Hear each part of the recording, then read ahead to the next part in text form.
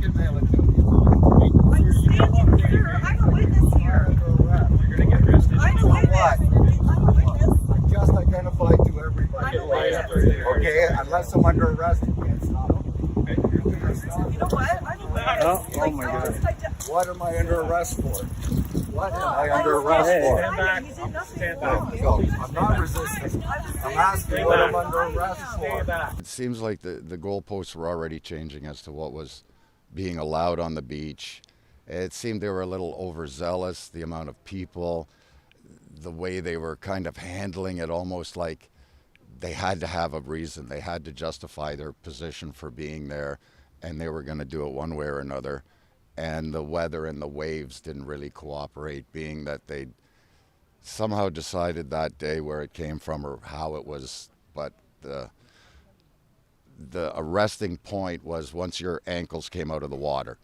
When they start controlling your neck, and when a foot comes out in front of your foot, you know the next step is your face is going in the ground. That's when I totally stopped resisting. I was in shorts. I don't think I had any shoes on, so I wasn't prepared for hitting the ground and a bloody nose, whatever, and the rest of it. So I stopped resisting. There was literally no reason to arrest this man at this time. He was cooperative. It was a gross show of power and abuse therein. And I can't wait to take this to court and throw as many charter arguments at it as possible. Warning, censorship. Warning, censorship. Last summer, The Rebel had extensive coverage of the Cobourg beach closure. After all, being an on-the-ground rebel is how Ezra found me. I was one of the first Fight the Fines cases way back in July 2020 after I was cuffed and detained by local police for refusing a trespass fine.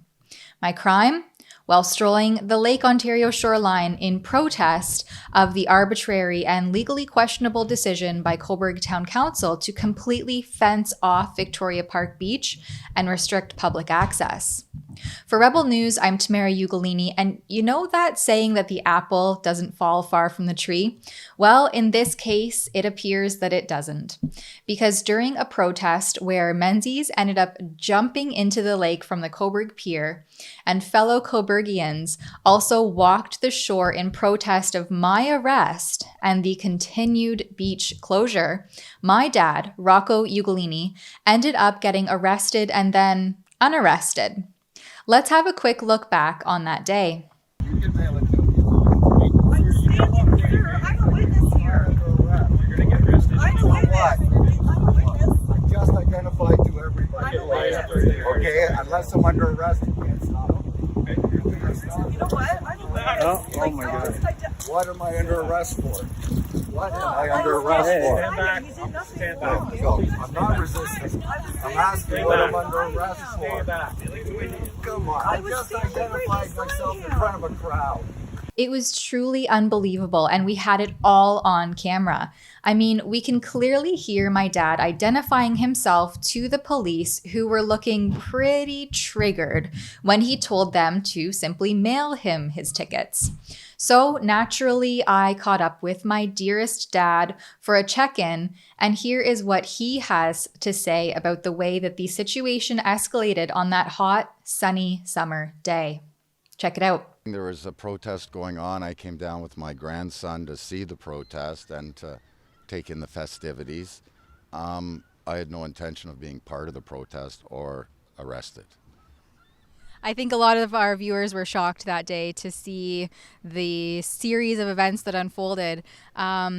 In your life experience, like, have you ever been arrested and unarrested, and the unfolding with police and the way that the situation was handled? Can you make sense of that? No, it seems like the goalposts were already changing as to what was being allowed on the beach. It seemed they were a little overzealous, the amount of people, the way they were kind of handling it, almost like they had to have a reason. They had to justify their position for being there, and they were going to do it one way or another. And the weather and the waves didn't really cooperate, being that they somehow decided that day where it came from or how it was. But the arresting point was once your ankles came out of the water. which made it hard with the waves to either run back and forth, back and forth. I had my grandson with me. The waves are coming in. They're digging a little hole with where I'm standing with my feet, so I'm constantly moving. At some points, technically, I was out of the water. How much of my ankle was showing above the sand, I don't know. But that was their yardstick or measurement for that day to have an arrestable moment. And on that note, too, you were just trying to warn some other people who had, saw what was happening that day, weren't aware of what exactly the situation was, what was happening, and you wanted to give them a warning that, hey, these police are trying to enforce a trespass and you could risk a fine. Well, my intention was coming to just watch what was going on. I had my grandson with me. He saw people in the water. He wants to go in the water. So we remove our shoes or our flip-flops and stuff and go down on the rocks, which was the totally legal part of what we could do, and into the water. And as soon as we get in the water, of course, he wants to go to the sand, which I think was his idea all along, and he was playing me. But I tried to explain to him that we couldn't go in the sand, so we had to stand there. And at that point, some other people, a family with 2 kids and the parents, were coming and getting their shoes and socks off to come into the water, not realizing I was thinking that they knew what was going on and they were going to get arrested. So I was trying to warn them. And again, with the waves and the wind, it was hard for them to hear me from where they were and where I had to stay in the water. So I think that's actually where my ankles got exposed. I feel like I wasn't dressed enough for the day and my ankles were exposed. So yeah, trying to warn them. They also got a ticket and they weren't arrested or anything, but the arrest part seemed a little much when I didn't think I was deserving of anything compared to what was really going on, and I'm not sure if they were just looking for an example, and I was a good one. But I had to give up the grandson to my daughter when she saw what was transpiring, and a good thing too, because who knows how far it would have gone with him in my arms. Yeah, and on that note, too, the video footage, you can see if you had have kept pushing a little bit, like, what am I being arrested for? I just identified myself. You were maybe going to the ground was the next step. Yeah, no, I knew what was happening. When they start controlling your neck and when a foot comes out in front of your foot, you know the next step is your face is going in the ground. That's when I totally stopped resisting. I was in shorts. I don't think I had any shoes on, so I wasn't prepared for hitting the ground and a bloody nose, whatever, and the rest of it. So I stopped resisting and moved kind of backwards, so that wasn't going to happen. But yeah, that was the next step. It was classic takedown that was happening until one of the officers, which I commend him for it, and he must have had the sensitivity training or the de-escalation training, because he took control of the situation and everything was fine after that. The arrest, unarrest, and subsequently me going home. And the whole arrest, too, is questionable whether or not it was an arrestable offense, what took place here. What's the update with your case? It's been, I guess, over almost a year now. And so where are you at? Coming up to, that time frame soon, and who knows what. They've made an offer that if I donate to Crime Stoppers, they would pull the charge with an apology and donation to Crime Stoppers. And I thought that's a little extreme, considering I think I'm the one that's deserving of the apology. So if they want to apologize, fine. If not, I don't think I should be apologizing for something I don't think was justified. Now, after all of this incident, I personally reached out to the Cobourg Police Chief, Paul Van de Graaf, for confirmation of this arbitrary ankle depth rule. He responded that his enforcement members are instructed that anyone on the dry portion of the beach is considered to be trespassing, but that ankle visibility is not a criteria for trespass. That's weird. One of his members literally threatened to fine me if they saw my ankle out of the water. Regardless, that shore's water, it's fluid. Sand can only be dry 1 second and wet the next. That's how water at sandy beaches works. Right off the bat, contesting this seems like one hell of a case.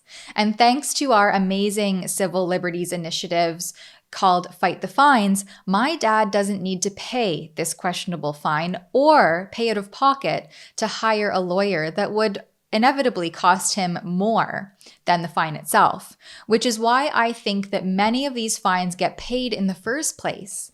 People know that the cost of paying them will be way less than fighting it, and so they succumb to the convenience and the lesser of the bill so that it will go away. It's coercive in nature, and with your help, cases like this don't have to bend the knee.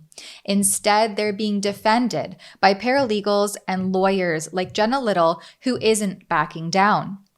I caught up with Jenna Little about my dad's case, and here's what she had to say. I think it's really ridiculous. There are procedures that officers do need to go through when they're arresting people. And after watching the video, it's clear that they're just trying to exert some sort of control. They're not trying to formally book him. You can be arrested under the Trespass to Property Act, but the issue here is that he was doing what they're saying he wasn't doing. He has clear exculpatory evidence. Multiple videos show this. And the reasoning of everything that even exists, the basis of this entire charge, i.e. the basis of blocking off a beach for someone to go to, is not legally sound, and it's not sound medically either. It's the result of a city council arbitrarily blocking off beaches in the name of safety or COVID, when at the time, those restrictions actually didn't exist in law. They didn't exist provincially or within bylaws. So this is just an arbitrary decision that actually doesn't really exist on taxpayer land. Mm-hmm. That's a great point. And like we were reporting on there that day, there seemed to be this arbitrary enforcement of what was coined the ankle depth rule. So the police noted that if your ankles were visible out of the water, that was considered trespassing onto the sand. And if your ankles were under the water, then you weren't considered to be trespassing. Like, does that seem like it's, a legally binding stipulation? It seems really ridiculous. The only thing that I can infer that this means is that they consider the water, ground, and sand to be a different property than the dry sand. But regardless, there is no legal basis to prohibit people from going into a beach anyway. This is public property. It's not private property. So the fact that there were officers there to enforce this, and then under the guise of, oh, I need you to identify yourself. Well, why do you need anybody to identify themselves at the beach? They're allowed to be at the beach. And then turning around with this gross abuse of power. And arresting somebody while they're identifying themselves is absolutely disgusting. It's a real shame. Absolutely. I think it looked, it did look bad that day on some of these police. Just on the final note of that particular incident, my dad was actually warning someone else who was going into the water with small children, saying, hey, be careful going onto the dry sand and showing your ankle because you could be arrested or fined. Actually, not arrested. I don't think anyone even foresaw that it would get to that point, but he was trying to fair warn a mother and some children that they could potentially be fined for going onto the sand and showing their ankles. And then this is what happened to him, just trying to, be a good citizen and letting other people know that what's happening. Yeah, it definitely did not need to escalate to the point of arrest. There was literally no reason to arrest this man at this time. He was cooperative. It was a gross show of power and abuse therein. And I can't wait to take this to court and throw as many charter arguments at it as possible. We've already come up with several different ideas and arguments that we're planning to use. And we have been offered a very generous plea bargain, which we're not taking, because the actions of the police are disgusting. This is a gross abuse of power, and this kind of thing shouldn't be tolerated by society for any reason. There seems to be a lot of gray area here, a lot of heavy enforcement with what appears to be very little checks and balances as to what is actually legal. I know that my trust in police has been seriously eroded over the course of the last 18 months of watching how they conduct themselves across our once glorious and free nation. From taking down peaceful protesters engaging in casual civil disobedience to tasing mask-exempt individuals and threatening to tase teenagers simply playing shinny, and sitting idly by as statues are vandalized and torn down, unless we forget how willing they all were to bend the knee at radical BLM protests that have been coined by the mainstream media as mostly peaceful, despite brutal violence, Molotovs, and destruction. But walking a shoreline? No, well, we can't have that. For Rebel News, I'm Tamara Ugolini. If you like our initiative and what we're doing here to help people fight their fines and stand up for the injustice that has been COVID restrictions, then please head over to our initiative at fightthefines.com and consider supporting our cause there if you can. That's fightthefines.com.